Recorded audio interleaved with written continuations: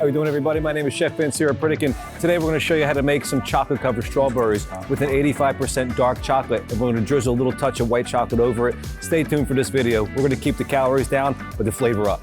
Better is better. Progress is progress. Guess what's coming? Valentine's Day. February? I think it's 14th, right? February 14th. Not only is it Valentine's Day, it's National Heart Month. Is that right? February is National Heart Month. Well, so Let's an do it. 85% dark chocolate is what we're going to start off with. And that's what we're actually going to cover the strawberry with, right? So that'll be the kind of the base of it. What we also are going to use a little bit of white chocolate. I saw the white chocolate. I'm like, what are we using the white chocolate for? Because very small there's a garnish. really big difference, by the way, between white chocolate and dark chocolate. And one of the biggest differences is that the white chocolate has a lot more cocoa butter, which is a saturated fat, not so great for our heart. And it also has a lot of whole milk solids in it. So when you go to the dark chocolate, you take the sugar out and you take the milk out, and what you're left with is something that is actually very high in an antioxidant value, not very much sugar at all. And it really, really helps with the craving. So if you're someone that like really wants to have chocolate and you don't want to totally give it up, going for a 70% or higher dark chocolate would be a great idea. So yeah, and we settle for 85%, which I think is a good. Which is I mean, 85% is like way up pretty there. bittersweet. I'm okay with 70. So 85 is like well, now even I know better. that we're going to set 70 in the next episode. All right, so we're going to take this and give this a quick stir. And what I have this is over a double boiler. So this is a little bit of water in this pot. And I just have a little tiny bit of water. You don't need a lot because you don't really want the water to come in contact with the bowl, just the steam that it's giving off. And so we have that on a medium low, just kind of slowly getting it. Now I'm going to go ahead and crank it up to a medium high. And we'll crank this up to a medium high as well. Right. This is already a little bit hotter, actually, this one here. So the chocolate's already starting to melt. You can kind of see it. Now, you do want to use a good quality chocolate, and these two brands that I chose to use, I just chose one of each bar, Divine and Lindt. They're both good, right? But Ghirardelli, whatever you want to get. Ghirardelli is good. Somebody corrected me one time. It's Ghirardelli. Oh, I don't know how to say it right. I always said Ghirardelli too. But Theo is another one that's quite popular, and Lindt, L-I-N-D-T. Yeah. Those How are do you good. feel about Lily's? I know it's Lily's. You know what? I actually like to use the Lily's chips. Okay. But one thing to know about Lily's is they're only about 55% dark, but they're stevia sweetened. So there's really no sugar in them. They're stevia, Gotcha. but they're not quite as dark, so they don't have as strong of an antioxidant value as the 85%. Okay. Now, again, I did mention that the milk chocolate, not milk chocolate, the white chocolate that we're using in here will just be a simple garnish, and it's not even starting to melt yet, but it will soon. Now, with that, I don't want this to get too hot. Yeah, so we we'll got to take be it off. careful. One of the things from experience from melting dark chocolate is you got to watch it because you don't want it to burn, and then it's not going to. Yeah, you want it to be nice and soft, like it looks like it's just about ready. So we'll just let that slowly heat off, or slowly melt off the heat, actually, just because you don't want to melt it too rapidly because it couldn't get kind of seized up. And if you add anything to it, it'll also kind of seize up, right? Like. Right. Some people say, Chef, can't you just sweeten it with a little maple syrup or something like that? Just try it. It'll seize it up right away. So, so don't try it. And by the way, just as a side note, a lot of people, when I see a lot of recipes for melting chocolate, a lot of recipes call for adding coconut oil to it. And it honestly is completely unnecessary and it's not needed. All it's doing is adding a little bit of extra fat to the chocolate, which we're trying to get rid of anyway. So just know if you see that on a recipe, just take the chocolate, break it up, do it in a double boiler, or can I even say you can do it in the microwave also? Right. What's that? The chocolate? The melting of the chocolate if you don't want to do it double. Chocolate, you can definitely do it in the microwave, but you have to do it in stages, right? Like right. 30 seconds, 30 seconds, 30 seconds. That's how I do it. 20 seconds, because depending on your microwave, you can always turn the power level down to like 50 or 75%. You don't want to burn it. That's the issue. So double boiling, I think, is the best way. But if you're lazy like me, I use the microwave. They both work. Yeah. Different ways to skin a cat, right? Do you want me to do the strawberries? Dip them in and put them on the... Yeah, it's just about there. I'm going to melt it just a little tiny bit more. And this one's still not even getting hot yet, so I'm wondering, it's just about, it's just getting there. Okay, so we go. It's getting there. So that's just some white chocolate, and it's totally optional to garnish it with the white chocolate, right? You could also simply take something like our maple cream sauce, which we use by using low-fat sour cream or low-fat yogurt or fat-free sour cream, whatever you can find.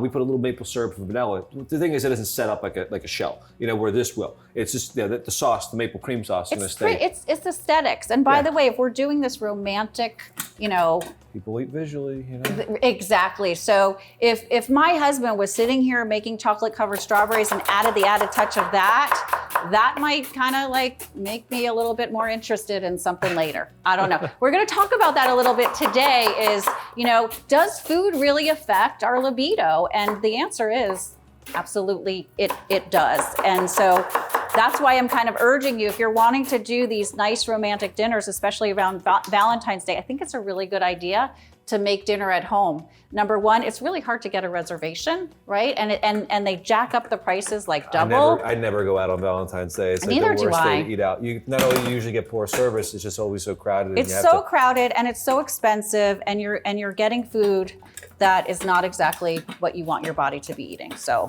yeah, I mean, most of the time you're eating out, that's usually the case, right? I mean, it can be a challenge to eat out, but it's certainly doable. You can certainly make modifications to most menu items. Not everything, of course, but when I go out, I try to tell people to get a fish or something like that. Ask them for like just a little cooking spray, a little no salt added seasoning if they have it. So don't feel like you can't eat out, but certainly, making your own food is always the best bet.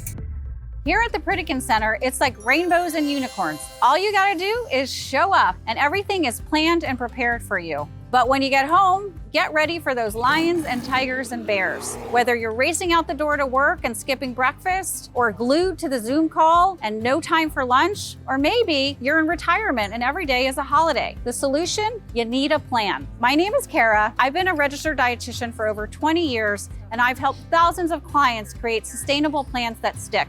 At the Pritikin Center, we offer a one-to-one remote nutrition coaching program with me. Together, we will create a customized plan that addresses your lifestyle, your health markers, and any of those derailers that lead you astray. Support and accountability can be the difference between finding success and constantly chasing after it. Sign up today for more information about Pritikin at Home Concierge Nutrition Program.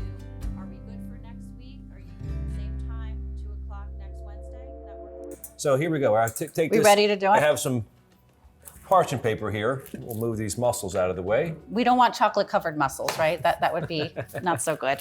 Somebody had shown me a picture of something that they did to somebody one time. And they covered Brussels sprouts. They steamed Brussels sprouts and they wrapped them in the Ferrero Rocher wrappers. Ferrero Rocher, I know what those so are. So people thought, when they bit into it, they thought they were having a chocolate when it was chocolate covered Brussels sprouts. So quite the difference. Oh, check out. So anyway, we've got these beautiful strawberries right here, and strawberries matched with the dark chocolate are, such a great idea. First of all, they're super delicious. And by the way, as I told you, the dark chocolate doesn't have a lot of sugar in it. So one good way to sweeten it up is with a piece of fruit.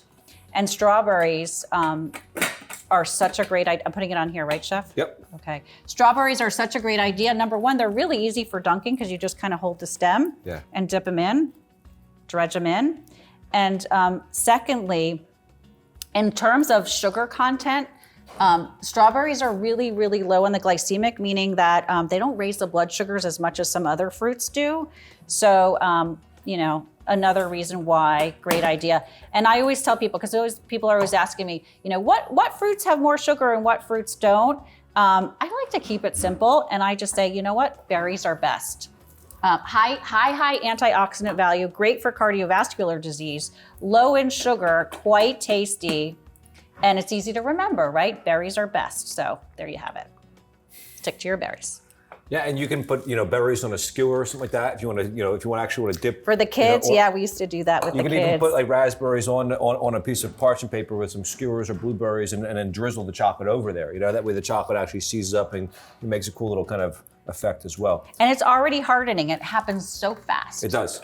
So this white chocolate is done melting there, and we're going to go ahead and what I have here is a little tiny. Piping bag that I made with parchment paper here. And I'll show you real quickly how I did this. What you want to do. This is cool. I like this. Is you're going to take a piece of parchment paper. Now this is a half-size sheet of parchment paper here, right? Which are half sheet tray. If you're getting it at a grocery store, usually it's on a bag or a roll or a roll. It doesn't really work so well. So I always try to tell people, buy the sheets of it. It always works better. So what I'm gonna do here is take this and more or less kind of make this into a triangle like that, right? And I'm gonna cut that triangle out of this piece, right? Oh, you're bringing me back to grade school here, Chef. Now, We used to fold the this is totally notes. optional, right? You can We just put folded the love notes with the. If you want to put the white chocolate into a squeeze bottle, you can, but we have a small amount of white chocolate, and that's a pretty big squeeze bottle, so it doesn't really work as well. So Then you got to wash it. This thing you could just toss in the garbage, right? correct. That's awesome. So this, what we're doing here, let me just move this out of the way so you can see this. What I'm doing here is make sure you have just the triangle here, so take that little piece off. And we'll take this part away from me. I'm going to flip it over. And as I flip it over, I'm trying to make this cone shape and bring up that piece there to this corner at the top there, right? And we'll fold the rest of it over.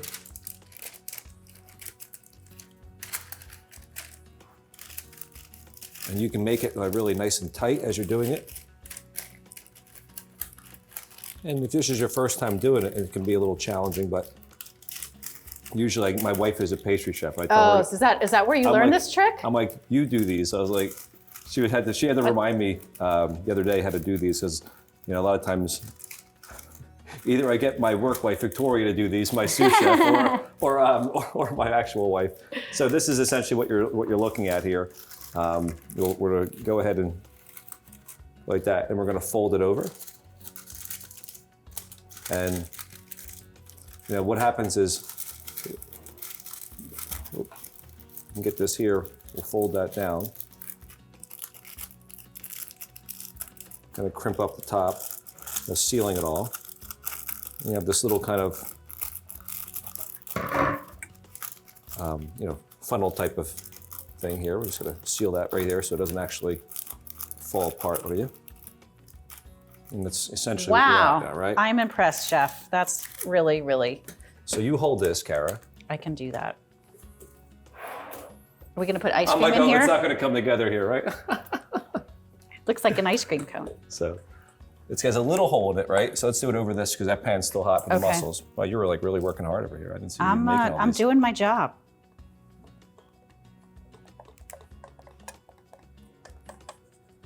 So it's already dripping out here, right? So let me show you what we'll.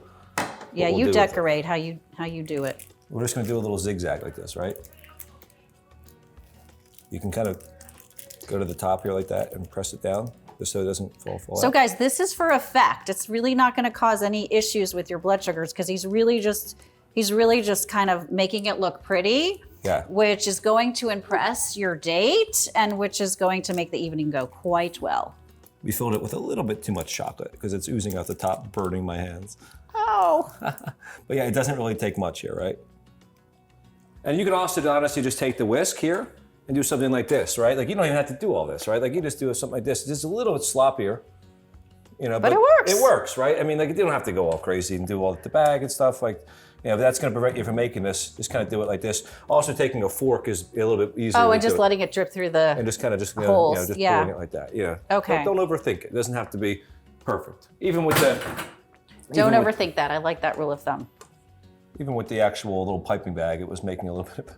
What are you dipping the I still leaves in shortchanged. here? Well, sometimes a little leaf. What you can also do is you can try to get like little mini forks, like little, sometimes you take the grocery store, you might find little tiny like cocktail serving forks. You can And you stab just them in kind there. of, or even like a Skewer, whatever. toothpick.